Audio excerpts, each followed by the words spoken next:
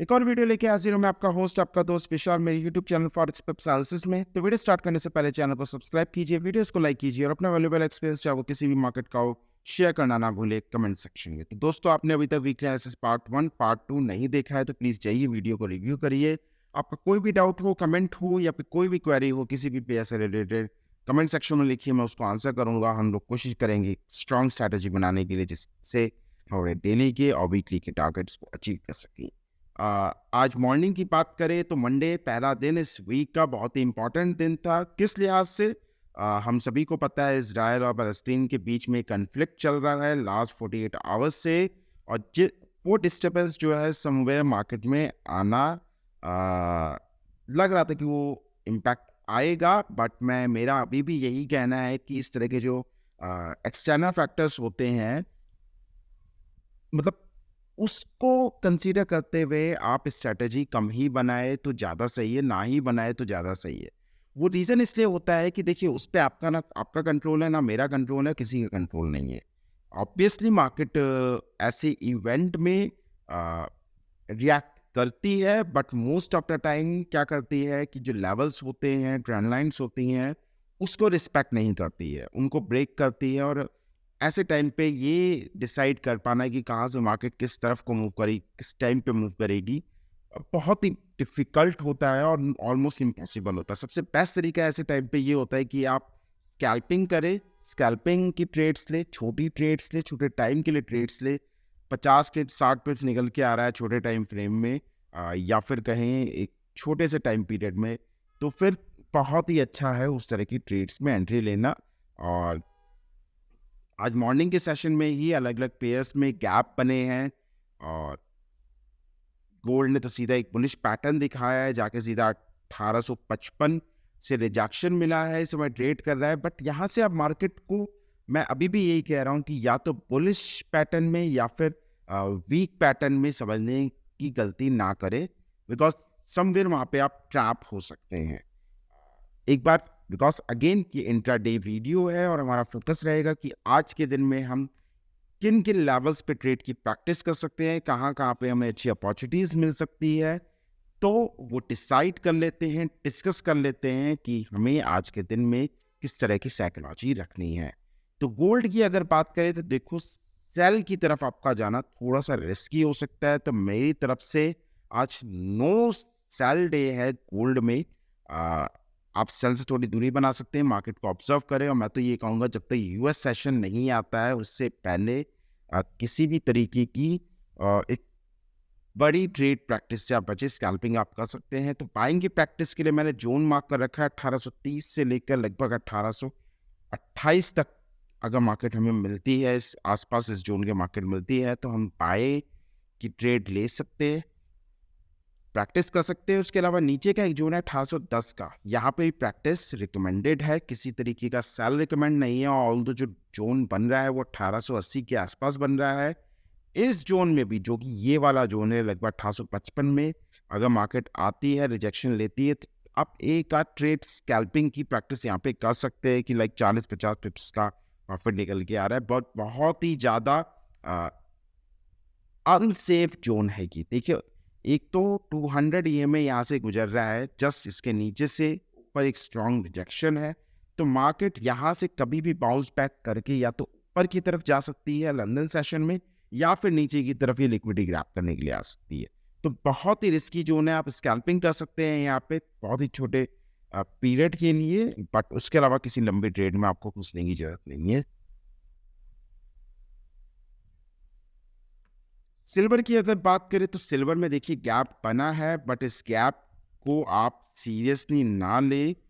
खासकर ऐसे external factors में अगर गैप बनता है तो प्लीज़ उससे दूर रहे। ये मत सोचे कि मार्केट नीचे आएगी और आपको एक अच्छी ट्रेड की अपॉर्चुनिटी दे के जाएगी। अगेन, बाय का जो जोन है वो लगभग 20.800 के आसपास है। यहाँ पे अगर मार्केट मिलती है तो आप बाय की प्रैक्टिस कर सकते हैं। ऑन अ रिस्की साइड, अगर मार्केट आपको 21.300 के आसपास मिलती है तो भी आप एक बाय की प्रैक्टिस कर सकते हैं।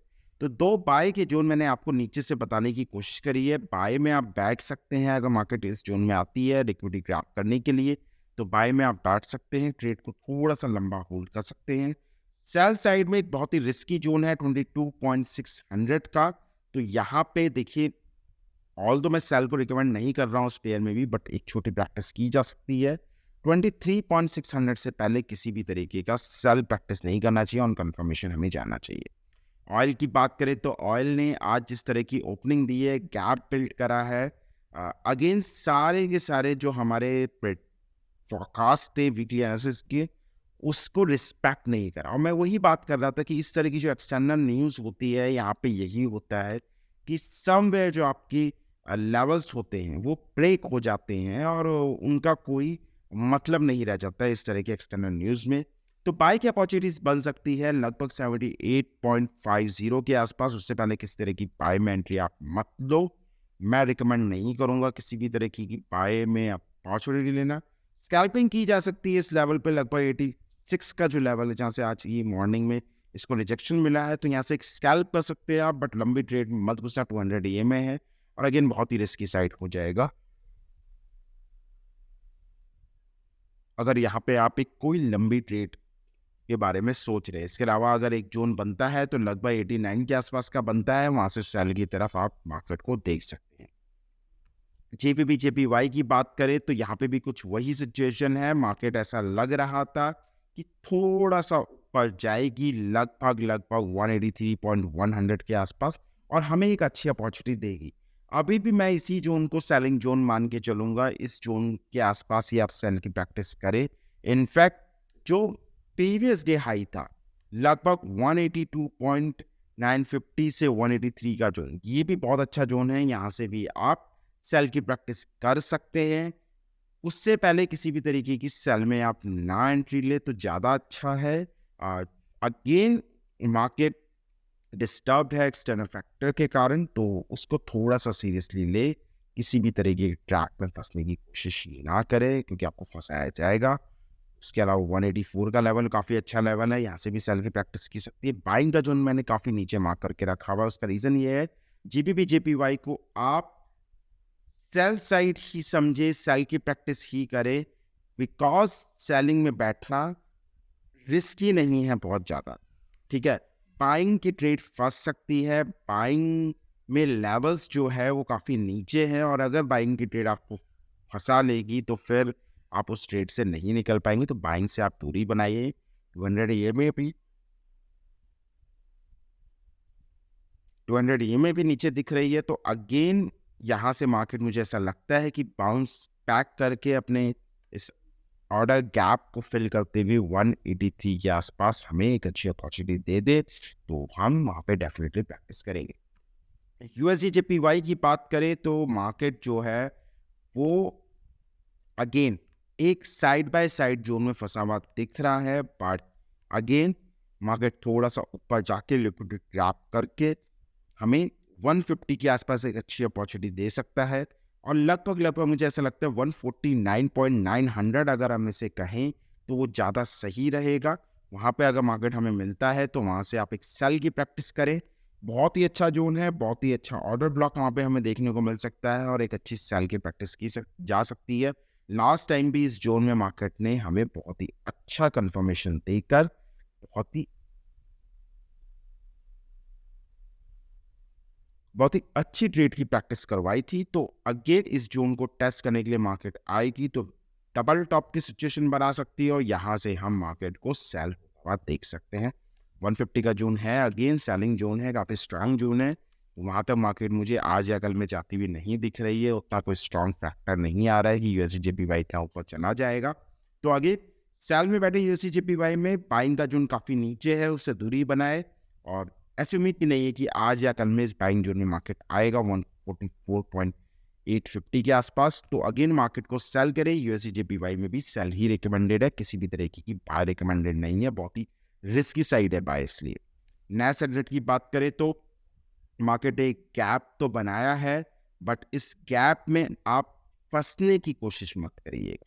ठीक है, बाइंग का जोन मैंने काफ़ी नीचे आपके लिए मार्क करके रखा है, लगभग 14,550 के आसपास या 600 का जो जोन है, काफ़ी अच्छा जोन है। यहाँ पे मार्केट मिलती है तो बाय साइड आप प्रैक्टिस कर सकते हैं।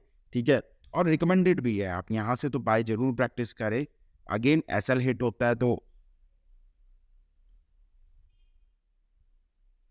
मार्केट को एसएल देने में कोई बुराई नहीं है, बट यहाँ से अगर सेल आपकी फंसेगी, कंफर्मेशन पे आप ट्रेड में एंट्री लेते हैं, तो काफ़ी अच्छी सेल हमें देखने को मिल सकती है।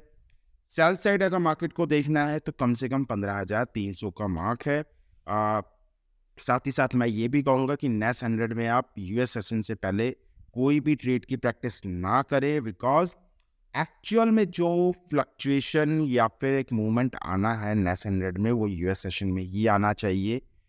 अगेन गैप बिल्ट हुआ है, बट इस गैप को मार्केट अगर रिस्पेक्ट भी करेगी या फिर फिल करने की कोशिश करेगी या मार्केट लिक्विडिटी ग्रैब करने की कोशिश करेगी, तो एक्चुअल मूवमेंट जो आएगा वो यूएस सेशन से पहले नहीं आएगा। अगेन आज बहुत ज़्यादा मार्केट में वॉल्यूम नहीं देखने को मिल सकता है, मार्केट थोड़ा सा घबराया हुआ है एक्सटर्नल फैक्टर के कारण। तो ऐसी उम्मीद भी है कि मार्केट यहीं पे थोड़ा सा रेंज करते हुए दिखे।